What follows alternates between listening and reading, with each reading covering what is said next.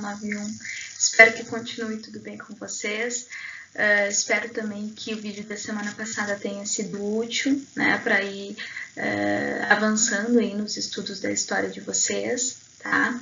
E hoje, com esse vídeo, finalmente a gente vai terminar, então, o capítulo número 1. É um capítulo bem grande, a gente está desde o começo das aulas trabalhando com ele, e eu acho que hoje, então, a gente vai conseguir finalizar, tá? Peço, então, que vocês sigam com as mesmas orientações da semana passada, né, de irem acompanhando pela apostila, fazendo anotações e marcações, porque isso vai ser bem importante, né, para o nosso trabalho aí ele ficar o melhor possível, tá? Então, a gente parte da página 298, que foi mais ou menos aonde a gente parou, né, no último vídeo, na semana passada. Essa parte ele ainda está falando sobre a questão dos imigrantes, né? Então, o último assunto que eu falei com vocês foi sobre como era a vida desses imigrantes no campo. Então, a gente viu todo aquele sistema de exploração, do colonato e tal. E aí, agora, eu vou falar um pouquinho sobre a vida nas cidades, certo? Nesse período da Primeira República, gente, acontece, como nós já estudamos, um crescimento, né, da modernização e mesmo da urbanização das cidades. Então, com isso, a gente vai ter ali algumas indústrias surgindo, que fique claro que não é o nosso processo de industrialização ainda, né? São apenas algumas indústrias que estão se organizando, a gente já viu por que isso, né? E também aí essas cidades com aqueles processos de modernização e higienização. Isso tudo faz com que também surjam empregos, né? Em fábricas, comércio, onde então esses imigrantes europeus que estão chegando, muitos, né, vão encontrar trabalho. Então, vão encontrar trabalho como operários, vendedores, né, e mesmo proprietários de lojas. Acontece até que muitos imigrantes também eles conseguem formar algumas indústrias, né? Inclusive Porto Alegre, por exemplo, nessa época, contou, né, com um pequeno surto industrial a partir de imigrantes alemães que se alojaram, né, nessa região e formaram, então, né, algumas indústrias. É importante também que a gente entenda que nem todo imigrante ele vinha com dívidas para cá, como a gente viu que era o caso daqueles que iam trabalhar nas fazendas de café, que já chegavam devendo tudo que podiam para o proprietário e lá tinham que trabalhar até pagar. Não, isso não era a realidade de todos os imigrantes, tá? Alguns vinham com dinheiro para investir e, inclusive, são, né, basicamente esses que vão formar essas indústrias que eu falei. Então, nem todos vinham com uma mão na frente e outra atrás. Alguns vinham com dinheiro para dar prosseguimento, né, e prosperar aqui nesse novo país para eles. Mas o importante que a gente tem que saber desses imigrantes que vão trabalhar nas cidades é que eles vão vir com muitas ideias lá da Europa, ideias políticas que circulavam já há algum tempo lá nessa região, muitas que a gente até já conhece, né, quando falarmos vocês vão lembrar, e que vão, então, disseminar essas ideias de alguma forma, né, nos locais onde eles vão trabalhar. Principalmente, pessoal, ideias de luta por direitos trabalhistas, né?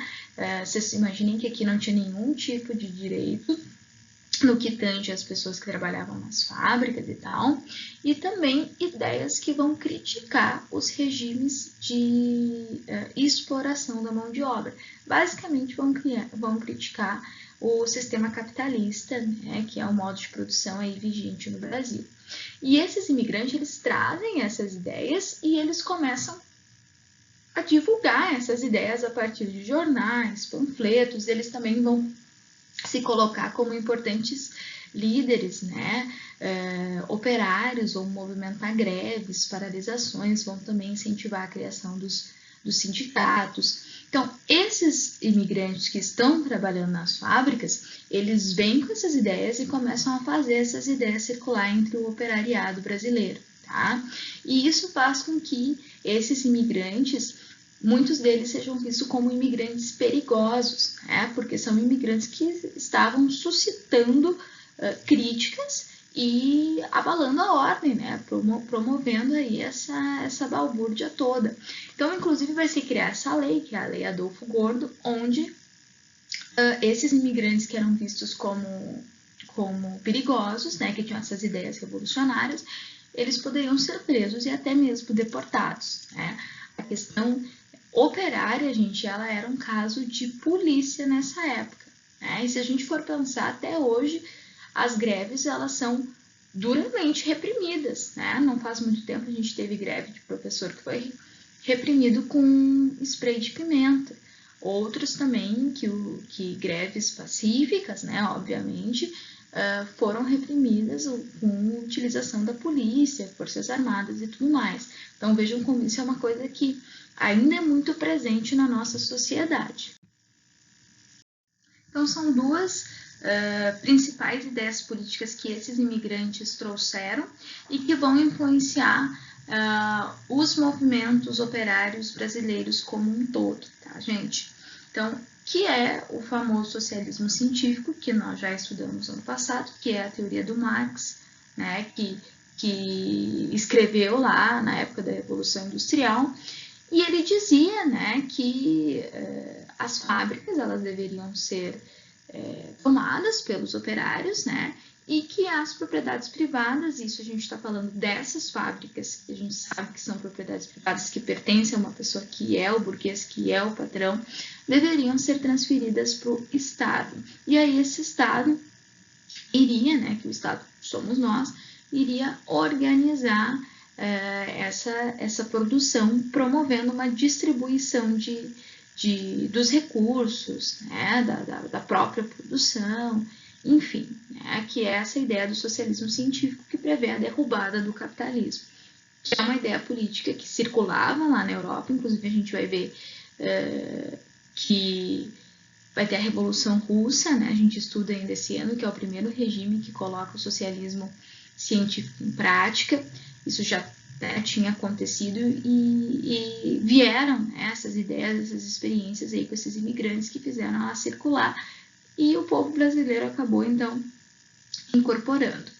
E também as ideias anarquistas, tá?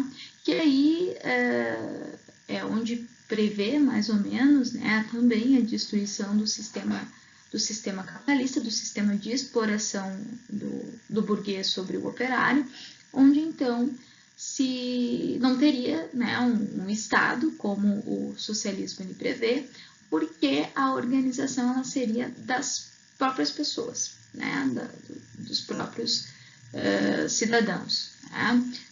Ali está dizendo, emanar naturalmente do próprio povo, sem um Estado ou um governo. Né? A ideia do anarquismo, na verdade, ela é muito associada, a gente usa, né, comumente esse termo, como um sinal de bagunça, né? Mas não é exatamente isso que o anarquismo, né, enquanto teoria científica, ele está pregando. Ele está mais no sentido de organizar uma sociedade em comunidades, e essas comunidades, as próprias pessoas iriam se organizar e iriam, então, né, se governar. É uma ideia de autogoverno, não não, o governo como uma coisa separada das pessoas. Então, é bem complexo, tá? Mas tentem não fazer essa associação que eu disse, anarquismo, bagunça, porque isso é senso comum e não é o que a gente tá estudando na história. Então, a luta dos operários brasileiros por direitos trabalhistas, né? A gente vai ter a influência daquelas duas correntes que acabamos de ver, e vai ser divulgada pelos veículos que a época permitia, que é basicamente o panfleto, o jornal, as revistas, caricaturas, algumas charges, né? O material aí impresso, escrito, que vai então ser utilizado para difundir essas ideias, certo? O que esses operários, né, eles queriam, eles reivindicavam. Na verdade, aquilo que todo operário sempre quis, né, gente? Isso é meio que chovendo molhado, que é um melhor salário, uma jornada de trabalho menor, né, 8 horas, regulamentar o trabalho feminino e infantil, e a possibilidade de se criar sindicatos e que eles fossem reconhecidos pelo governo. Então, basicamente, até este momento, o Brasil ele não tinha uma legislação trabalhista, né? Então, basicamente, o patrão ele podia explorar o quanto ele quisesse esse operário. Não tinha, né, uma quantidade de horas que ele devesse trabalhar, não tinha, por exemplo, a ideia de salário mínimo que nós temos até hoje. Ou seja, o patrão ele pagava quanto ele quisesse e fazia aquele funcionário trabalhar o quanto ele achasse que era necessário, né? Aliás, operários e operárias, e as mulheres também aí, mais ainda sendo exploradas porque eram vítimas de assédio, né, e desigualdade salarial, que é um problema que a gente enfrenta até o dia de hoje. Então, essas reivindicações são reivindicações que, na verdade, vão demorar para serem totalmente atendidas pelos governos, né? A gente só vai ter mesmo a consolidação dos nossos direitos trabalhistas a partir ali de 1930, né, que é quando a gente tem a era do Getúlio Vargas, que em breve nós vamos estudar, que é quando se tem a regulamentação da CLT, né, que é a consolidação das leis trabalhistas. Até então, né, nesse contexto que a gente está vendo, se conseguiu algumas conquistas, né, mas elas não foram totalmente atendidas, não. Outro meio, tá, gente, que esses operários encontraram, né, para fazer pressão para os governos, para os seus patrões, foram as greves, que é um recurso utilizado até hoje. E em 1917 a gente vai ter lá em São Paulo um símbolo assim dessa luta operária, que é a greve geral em 1917. Né? A gente vai ter trabalhadores aí de diversas regiões do Brasil paralisados, onde mais ou menos 20 mil pessoas vão estar reunidas aí fazendo a manifestação. Né? A fotografia, inclusive, é desse episódio aí. Então, foi um marco, né, bem significativo da história do movimento operário brasileiro. Findada, então, essa parte das questões operárias, né, que são bem importantes, a gente vai para a última parte desse enorme capítulo, né, que é onde nós vamos falar um pouquinho sobre outras revoltas que aconteceram no início da Primeira República e que são revoltas que marcaram aí diversas insatisfações populares com esse governo e principalmente reivindicações por parte da população rural, tá, gente? Então, são revoltas, né? Pelo menos as duas primeiras que nós vamos estudar, revoltas que englobam, né, uma parte dessa população brasileira que não tinha sido atendido pelas aquelas reformas, aquelas modernizações que a gente viu até agora que estavam acontecendo, estavam em trânsito, né, durante esses primeiros anos republicanos. Isso é bem importante de perceber. Eu acho que agora que nós estamos terminando o capítulo, a gente pode vislumbrar mais assertivamente que é quantas revoltas foram acontecendo nessa época. Né? Então, a gente até aqui estudamos lá as revoltas dos operários, né? Que é ali a luta desses trabalhadores que a gente acabou de falar, e também as revoltas da zona urbana, né? Que é aquela população lá que não foi atendida pelas reformas e que foi expulsa, né, na verdade, para as zonas periféricas e vítima lá de toda aquela ignorância em relação à vacina. Tá? Então, a gente já viu essas movimentações e agora a gente vai ver mais 3 revoltas que vão marcar esse período republicano. As 2 primeiras rurais e a outra, então, no setor da Marinha, né, que marcam essa grande insatisfação popular nos primeiros anos da República Brasileira. A primeira revolta, então, que a gente vai ver agora é o movimento de Canudos, tá, gente? Essa revolta, ela vai acontecer, não é bem uma revolta, é mais mesmo um movimento de contestação, mas que vai ser reprimido. acontece no interior do Nordeste, né? Uma região que até hoje é muito afetada pela questão da seca, pela questão da miséria, né? Basicamente numa região que se chama Canudos, que é no interior da Bahia, e por isso o nome do movimento. E é também aí um exemplo, né, de um fenômeno que aconteceu no Brasil nesse contexto, que é o fenômeno do messianismo. Se vocês olharem na página 302, tem um quadrinho amarelo que explica, né, e que vocês devem marcá-lo. Que basicamente, gente, é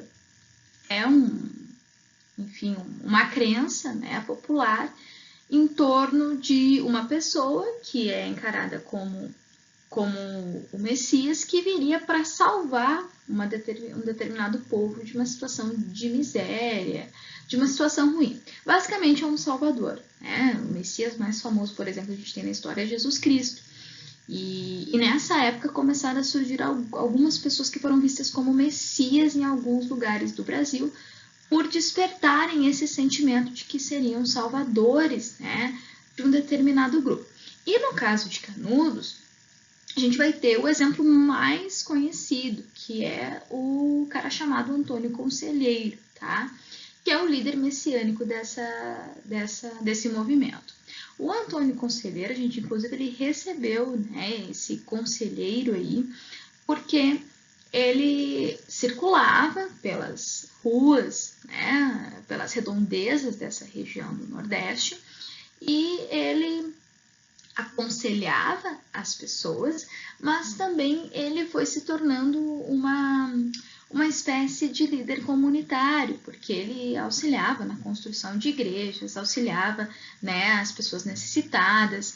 E antes dele começar a fazer essas andanças, né, por aí, ele tinha feito várias coisas da vida dele. Ele foi professor, enfim, ele trabalhou em um monte de coisa que eu não vou lembrar agora, mas ele abandonou as suas funções para fazer essas andanças aí. E nisso tudo ele começou a angariar muitos seguidores, muitas pessoas que começaram a acompanhar ele, justamente por entenderem, né, que ele era esse salvador, até porque vejam ali o que ele está pregando. Ele está pregando o fim da miséria e o fim das desigualdades sociais. Então ele pregava uma ideia de vida melhor, tá? E tudo sempre muito, muito do ponto de vista religioso, né? Ele vai fazer também discursos baseados na Bíblia, tá? Então é bem nesse sentido aí que ele se torna uma figura importante do movimento de Canudos e esse líder messiânico. Então muitas pessoas começam a segui-lo, até que então se funda, né, uma comunidade, que é a comunidade de Monte Belo, nessa região chamada de Canudos. Aí tem uma ilustração para vocês, né, desse povoado, em torno do Antônio Conselheiro, tá? Essa comunidade, gente, as pessoas viviam, né, do trabalho coletivo, ou seja, todas produziam, todas usufruíam. Lembra que ele prega o fim das desigualdades sociais, né? E essa organização dessa comunidade vai se basear em leis, né, que são baseadas na Bíblia, mas que são reformuladas a partir dela. Ou seja, era basicamente uma comunidade, um modo de vida alternativo àquele que se tinha em outras regiões ali do Brasil, tá? Muitas pessoas começam a ser atraídas por esse discurso, né, e vão viver lá em Monte Belo. Tanto que tem dados, né, sobre essa comunidade ter chegado a 20 mil habitantes, ou seja, ela cresceu muito. E esse crescimento começou a se configurar num incômodo para alguns grupos. Em primeiro lugar, por os latifundiários da região, né, que começaram a perder os seus trabalhadores, porque os camponeses, os seus subordinados, começaram a entender que lá em Monte Belo a vida era melhor, né? Ou seja, eles trabalhavam para eles, com leis que não eram, né, nem perto da repressão que sofriam desses latifundiários, que lembravam os fazendeiros, e também uma ameaça para o governo nacional, né? Vocês imaginem, né? Uma comunidade que estava crescendo exponencialmente que tinha leis totalmente diversas daquelas que a República colocava, eram leis próprias, e que pregava o trabalho comunitário onde não tinha desigualdade social. Então, isso começou a ser visto como um problema, né, para os governos republicanos, que começaram a construir toda uma imagem, né, nos noticiários, enfim, de que essas pessoas aí eram monarquistas fanáticos, né? Ou seja, que eles defendiam a monarquia e que eles eram, enfim, queriam a queda da República. Eles construíram esse estereótipo para justamente desqualificar o movimento de Canudos, tá? E com isso, gente, começaram também a enviar expedições militares para destruir essa comunidade de Monte Belo. Então foram 3 expedições ao todo, tá? As 2 primeiras esse povo conseguiu combater, porque em torno de Monte Belo se estabeleceu um monte de tocaias, de armadilhas, então se impedia, né, que esses militares chegassem até lá, mas a última se colocou um pouco mais assim de investimento, né, tanto em armamentos como em soldados, e então eles conseguiram destruir completamente o povoado. Só que vocês pensem, né, que as pessoas que viviam ali, elas não tinham treinamento militar, elas não tinham nem armas, né, sofisticadas como as do exército para combater. Então, no fim das contas, quando essa última expedição ela vai a valer mesmo, basicamente é um genocídio, né? Porque a população ela é dizimada completamente. Então, foi muito triste mesmo, assim, como que acabou Canudos, porque foi uma quantidade de mortos absurdos, tá? Enfim, tá, gente? Canudos é isso, né? Inclusive aqui no livro tem uma imagem, né, ali de ruínas dessa época, e até hoje Canudos tem um sentimento enfim, de guardar a memória desse movimento muito forte. Ao lado, então, do movimento de Canudos, a gente tem um outro, né, que na verdade é uma guerra, que é a Guerra de Contestado, que vai ter algumas semelhanças, né, principalmente em torno da questão do messianismo. Se a gente teve em Canudos o Antônio Conselheiro, aqui a gente vai ter o José Maria como líder messiânico. Só que a Guerra de Contestado é um pouquinho mais complexa, tá, gente? E não tem, assim, exatamente uma relação com Canudos, apesar das similaridades, até porque Canudos aconteceu lá no Nordeste, enquanto que Contestado vai ocorrer no Sul, né, entre a região ali de Santa Catarina e Paraná. Então, não, são similaridades, mas não tem uma relação direta. Inclusive, tá, a Guerra de Contestado ela vai acontecer cerca de 15 anos depois que Canudos é destruído, depois daquela expedição final. O que acontece então aqui? Em primeiro lugar, por que tem esse nome, né? Guerra de Contestado. Contestado é o nome da região onde acontece a revolta, que é uma região disputada no contexto por Santa Catarina e Paraná. Era uma região que os 2 estados reivindicavam para si, uma região ali bastante, né, produtora de erva mate, também com uma mata bem significativa de araucárias, tá? Então as 2 regiões elas disputavam. Por essas redondezas, né, lá por 1912, né, ali no iniciozinho do século XX, esse José Maria, esse líder messiânico, ele começa a circular por essa região, e assim como Antônio Conselheiro, muitas pessoas começam a segui-lo, né? Ele também aconselhava, ele também fazia, né, as suas colaborações à comunidade, então isso é muito semelhante. E de igual forma foi visto como aquele que salvaria essa população pobre. O que acontece? Em torno desse cara surgiu uma comunidade, que vai ser uma comunidade que surge na região de... Deixa eu ver se eu lembro, não lembro o nome exatamente. Região de Irani, tá? Que é uma região que hoje pertence a Santa Catarina. Ele funda uma comunidade. O que acontece, gente? Mais ou menos na mesma época, um outro fato que vai acontecer na região vai acabar, né, nos levando para esse conflito, certo? Que vai ser a concessão para a empresa Brasil Highway para construir uma estrada de ferro que ligasse São Paulo ao Rio Grande do Sul. E aí, quando o governo nacional contrata, né, essa empresa, ele faz o seguinte, ele também concede para essa empresa poder construir essa estrada 15 quilômetros de terra para cada lado da estrada. Então, 15 quilômetros para um lado, 15 quilômetros para o outro, passaram a pertencer a essa empresa, né, que começou a exploração justamente de araucária que tinha ali. Só que o que acontece, tá?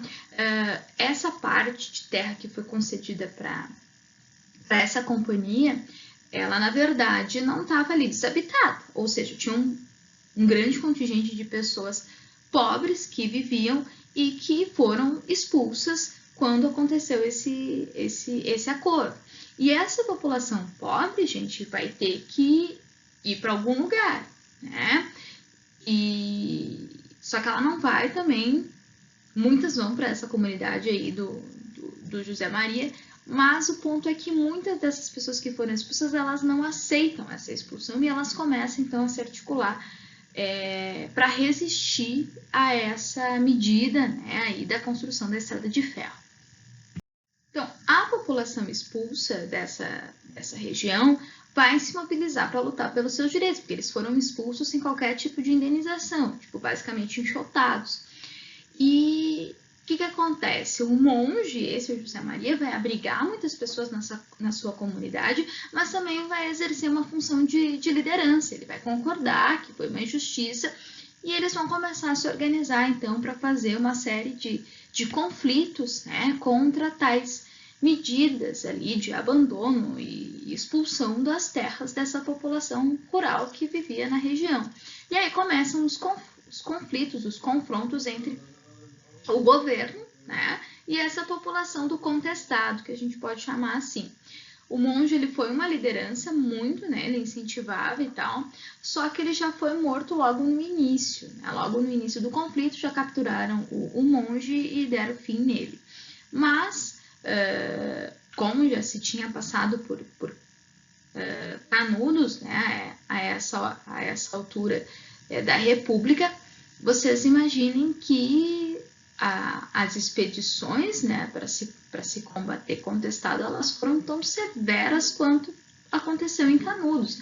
Então, esse pessoal aí basicamente foi dizimado, né? As pessoas não tinham como combater o exército, a mesma situação, né, de diferença de tecnologia e treinamento aí que aconteceu em Canudos vai se repetir em Contestado. Inclusive, os dados, né, de mortes foram muito mais fortes aqui em Contestado. Os caras utilizaram avião de guerra para combater essa população, que vocês imaginem que não era uma população bem armada, que não era uma população que possuía armas, né, capazes de combater aí numa igualdade com o exército. Então, resumindo, eles foram massacrados. Eu acho que essa pintura, ela ilustra muito bem Contestado, né? E ilustra ali essa população pobre, numa situação de sofrimento, pelo menos é essa imagem que eu senti, e a estrada de ferro ali tomando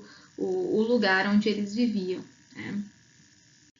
Então, essas duas revoltas, gente, é muito importante a gente pensar nelas, mesmo em tom comparativo, né? São duas revoltas que aconteceram nas zonas rurais, são duas revoltas que mobilizaram pessoas pobres em torno de alguém que elas acreditavam que seria um Messias, e foram duas revoltas duramente reprimidas, né? Foram dois aí massacres vergonhosos que o Exército Nacional Brasileiro protagonizou, né? Foi de uma crueldade e matança inimagináveis. E a última revolta, então, que a gente vai estudar, que marcou esse período republicano, inclusive eu me recordo que alguém já tinha falado dessa revolta nas apresentações durante as aulas que nós falamos dos jornais afro-brasileiros, né? E eu ainda disse que nós íamos estudar mais adiante, que é a revolta da Chibata, que é uma revolta popular, né? Que acontece no Rio de Janeiro também, e que está localizada aí na Marinha Brasileira. O que acontece, gente? Os marinheiros, né? Eles eram basicamente uma grande maioria afro-brasileiros, tá? Basicamente eram pessoas das camadas populares que então trabalhavam, né, nesse setor. E as condições de trabalho da Marinha, elas eram extremamente violentas, precárias e remetiam à escravidão, né? Lembra que a escravidão, em termos históricos, ela não acabou, ela não tinha acabado fazia muito tempo, tinha sido em 88, a gente está falando aqui de 1900 e pouco, tá? Então, o que acontece? Essa população de marinheiros, eles estavam sujeitos a salários baixos, né, a precariedade de trabalho, mas principalmente eles estavam sujeitos a castigos físicos, e esses castigos físicos basicamente se restringiam às chibatadas, né? E como a gente sabe, a chibata ela é um instrumento que é muito simbólico do período escravista. Então vocês vejam como é que era a situação desses marinheiros. O que acontece? Obviamente, né, que essas pessoas elas começaram a se revoltar e a se indignar com aquelas péssimas condições de trabalho, a violência que eles eram expostos. Mas vai ter um fato específico que vai fazer com que essa revolta ela se organize, que vai ser quando o marinheiro, né, o marujo Marcelino Rodrigues, ele é condenado a 250 chibatadas por ele foi pego ingerindo álcool. Não podia tomar bebida alcoólica ali, e aí pegaram ele, né, fazendo isso, e ele foi condenado a essas 250 chibatadas. E é a partir disso, então, que vai se articular essa revolta. Então, depois que o Marcelino Rodrigues ele foi condenado, o João Cândido, que é esse aí da fotografia, que é inclusive ele era gaúcho, ele era filho de escravos, tá? Ele organizou e liderou essa revolta, que basicamente os marujos eles tomaram, né, os navios que estavam ali no porto do Rio de Janeiro, direcionaram os canhões para a cidade e ameaçaram bombardear, né? Obviamente que eles reivindicavam, né, o fim das punições, melhores salários e melhores condições de trabalho, e eles começaram então a pressionar, né, o governo, inclusive dispararam alguns tiros na cidade para conseguir essas reivindicações que eles estavam querendo, né? O governo então ele vai entrar em cena e vai dizer, não, tudo bem, então a gente vai aceitar essas reivindicações, vamos anistiar todos os que estão envolvidos, ou seja, vamos perdoar vocês por terem se revoltado contra nós e ter ameaçado bombardear a nossa cidade, e aí vai tudo se resolver.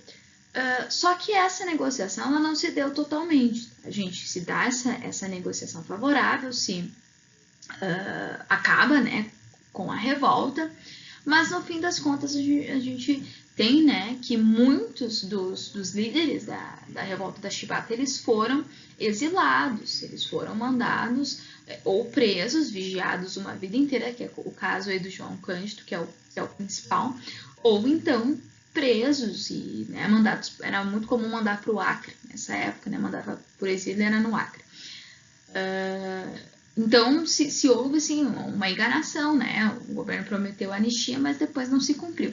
Por outro lado, algumas coisas foram garantidas, né? De fato, se acabaram as punições com chibata. Isso foi uma grande, né, conquista da revolta, talvez uma das poucas, né, revoltas aí que tenham sido mais exitosas nesse contexto. E também, né, atende ali as outras reivindicações, mas por outro lado faz essa trairagem aí, né, que foi mandar para o exílio aqueles que o governo disse que iria perdoar. Então a gente chega ao fim desse primeiro capítulo da nossa apostila. É um capítulo muito grande, ele traz muitos temas diferentes, né, gente? Então espero que vocês tenham conseguido aí abstrair o máximo de informações possíveis, né, sobre como é que funcionava a política lá na época da Primeira República. A gente viu toda aquela função do coronelismo, da política do café com leite, da política dos governadores, né? Isso a gente ainda viu em aula. Depois a gente estudou uma série de revoltas que aconteceram. É muito importante saber o que aconteceu em cada uma, onde elas aconteceram, perceber que esse momento da Primeira República ele foi muito tenso, ele foi muito agitado, alvo lá das modernizações que atendeu às necessidades de alguns, mas que ralou com a vida de outros, que a nossa economia ela vai passar por algumas transformações, né? A gente vai ter aí um pequeno movimento em torno de uma industrialização. Então são muitos aspectos que a gente estudou e eu espero que vocês tenham entendido o máximo possível disso tudo, tá? Concluímos então o primeiro capítulo. Vou passar mais algumas atividades. Acredito que eu vou mandar também ainda mais algum trabalhinho sobre esse primeiro capítulo aí para a gente poder fechar esse estudo, tá? Enfim, espero que tenha sido bastante proveitoso. Tenham uma boa semana de estudos, né? E até uma próxima vez.